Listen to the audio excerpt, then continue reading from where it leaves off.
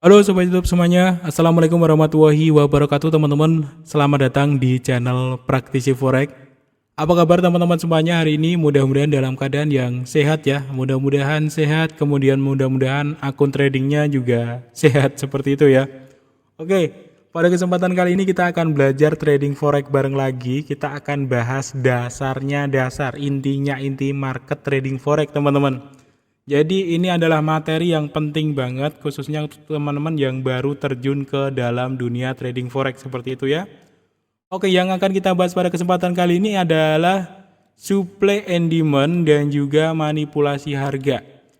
Ya, jadi dasar utama market bergerak itu tentu saja karena ada supply and demand gitu. Karena ada yang beli, ada yang jual dan ada yang beli.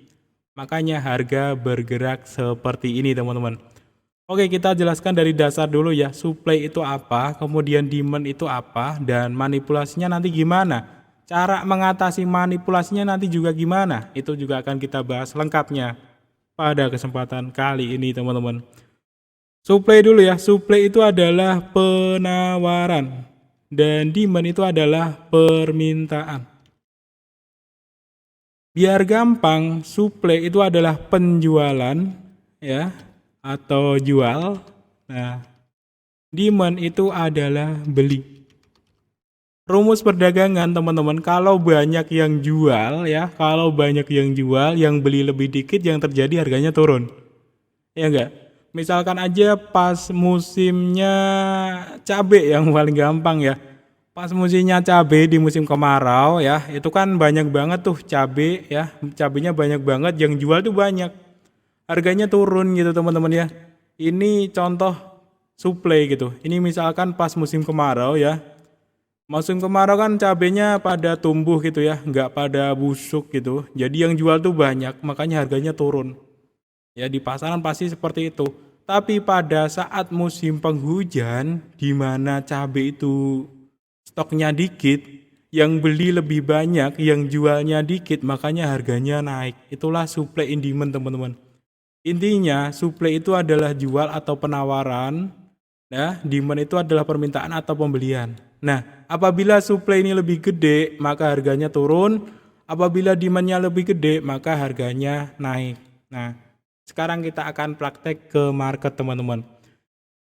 Ini adalah sebenarnya kalau bicara Bang, supply demand itu titiknya di mana? Sebenarnya di semuanya ini ada supply and demand teman-teman. Ya, tetap ada pembelian dan penjualan, makanya harganya bergerak. Kalau ada yang bilang, "Bang, demand ya yang bawah itu," gitu ya. Ini yang dominan lebih gede demandnya bro. Supply and demand itu ada di semua market ya. Pasti ada selama masih ada yang beli dan jual.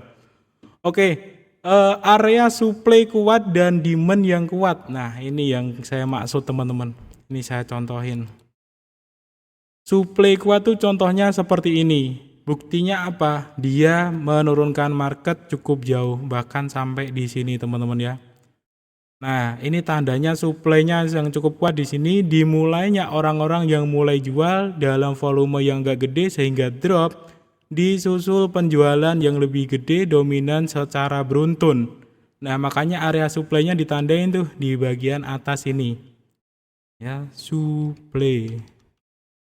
Nah, kayak gini. Ini kita dari dasar dulu ya sebelum masuk ke yang lanjutannya.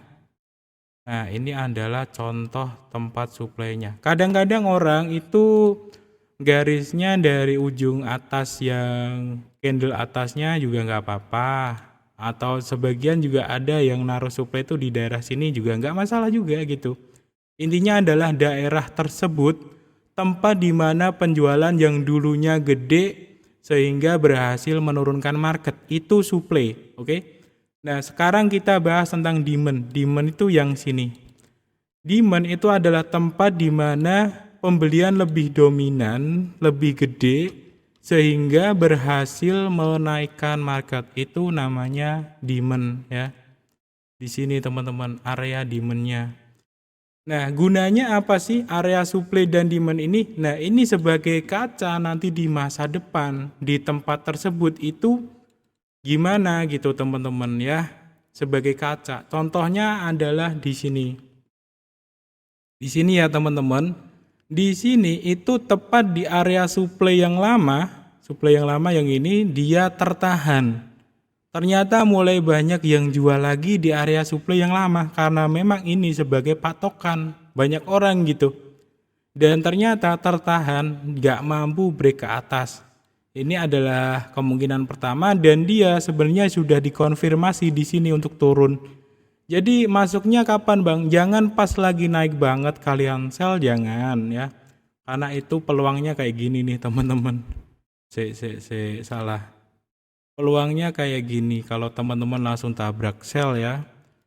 Market itu penuh dengan manipulasi, kita mulai singgung manipulasi. Kalau teman-teman asal sell di tempat supply yang lama nanti jadinya kayak gini. Tunggu dulu kayak gini teman-teman. Ya tunggu dulu ya, kebetulan di sini bentuk sideways atau konsolidasi atau apalah itu ya. Nah, dia muter-muter dulu di sini baru cerut ya, dia keluar di bawahnya. Inilah konfirmasi di sini sebenarnya teman-teman. Jadi kalau masuk supply and demand itu jangan ditabrak pas naiknya. Ada sih kemungkinan untuk turun tapi ada kemungkinan untuk bablas ke atas PC sono teman-teman, bagian atap sono. Jadi kalau teman-teman mau masuk di area supply tunggu konfirmasinya dulu ya. Salah satunya ini nih contohnya ya. Setelah dia sideways, dia keluar di bawahnya. Ini salah satu konfirmasinya seperti itu. Nah, teman-teman bisa entry di tempat seperti ini sebagai contoh ya teman-teman. Seperti itu, ini cuma sebagai contoh. Ini karena market, ini saya dulu pernah entry di channel yang lama, makanya saya ingat dan saya praktekin lagi di prayoga.id ya, buat teman-teman yang belum tahu channel saya yang lama. Nah, kita tunggu nih. Kalau sudah entry di supply, kita tunggu di demand. Kalau memang udah profit ya teman-teman, untuk kita nunggu kapan check outnya atau kapan take profitnya. Oke, kita tunggu. Nah, ini sudah mulai nyampe ya teman-teman. Sudah mulai nyampe di area demand. Nah, apakah pas nyampe area demand itu langsung kita buy? Jangan. Di situ juga rawan yang namanya ini nih. Begini manipulasi ya. Udah nyampe demand, kalian buy ya. Kemudian SL-nya taruh di bawahnya, dia ngabisin SL orang-orang dulu ya. Baru tuh nanti naik tinggi. Jadi tunggu dulu sampai konfirmasinya benar-benar kuat baru masuk ya, kayak gini contohnya. Kalau ini kan masih sideways juga. Oke ya, coba kita lanjutin ini marketnya. Kita tunggu dulu ya. Misalkan belum ada konfirmasi ya jangan di buy dulu. Nah, ini nih yang saya maksud. Nah, di sini nih ya. Kalau langsung kita buy gitu aja di area demand, nanti kalian bisa saja ketemu yang kayak gini. Ya, dia breakout, ya ngabisin SL, ada sebagian orang yang kena SL, ada sebagian orang yang ambil sell. Wah, breakout tuh, breakout dari titik sekian.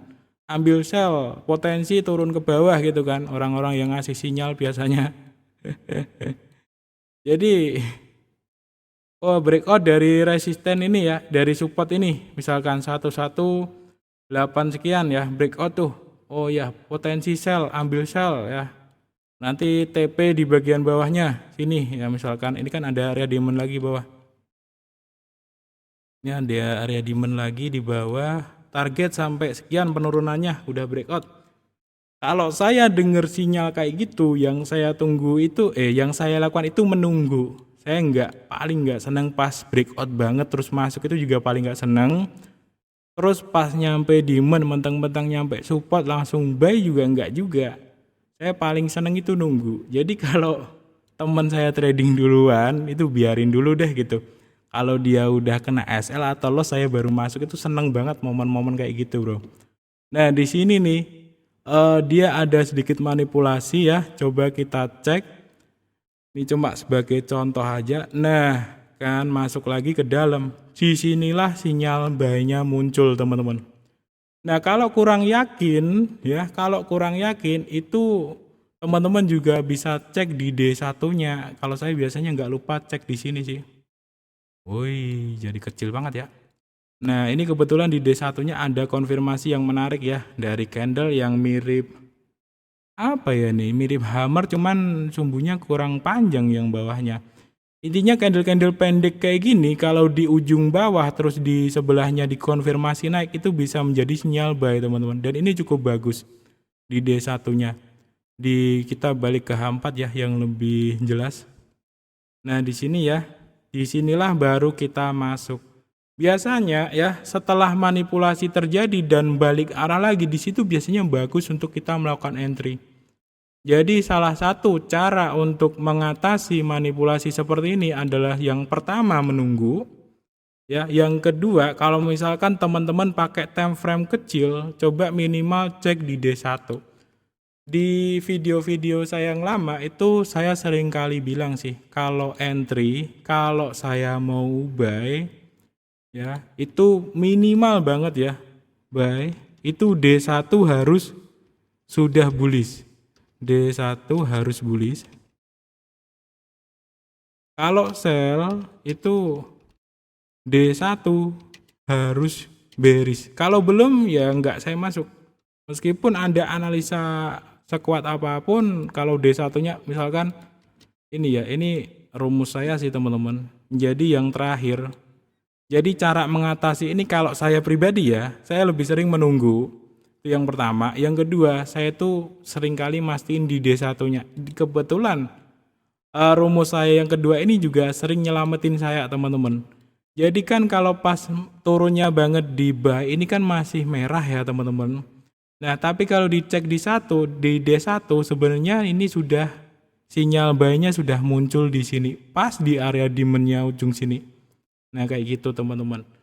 Itu ya, ini udah berapa menit ini? Aduh, udah kelamaan, nanti juga nggak didengerin juga. Sekian dulu teman-teman informasi dari saya pada kesempatan kali ini. Intinya sih seperti ini ya teman-teman. Teknik trading forex tuh ya simple sebenarnya. Salah satunya adalah supply and demand ini.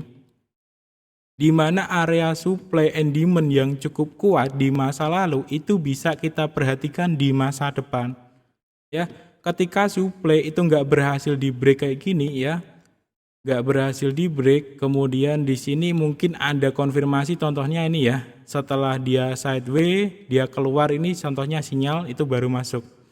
Kemudian demand pun juga sama, area demand kalau nggak berhasil di break ya, misalkan aja nggak berhasil di break, kemudian di sini ada sinyal, entah itu candlestick ataupun chart pattern yang lainnya. Nah itu sinyalnya bullish misalkan di demand, berarti di situ baru masuk.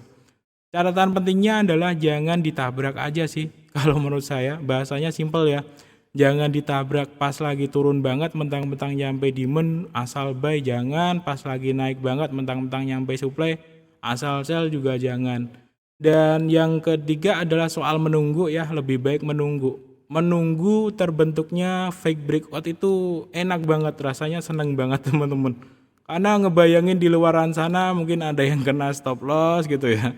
Ada yang entry sell, kebetulan di atas ya, misalkan di atas fake breakout itu ya, kebetulan gitu ya, bayangin wah di luaran sana udah banyak yang buy, ternyata fake breakout kayak gitu seneng juga sih.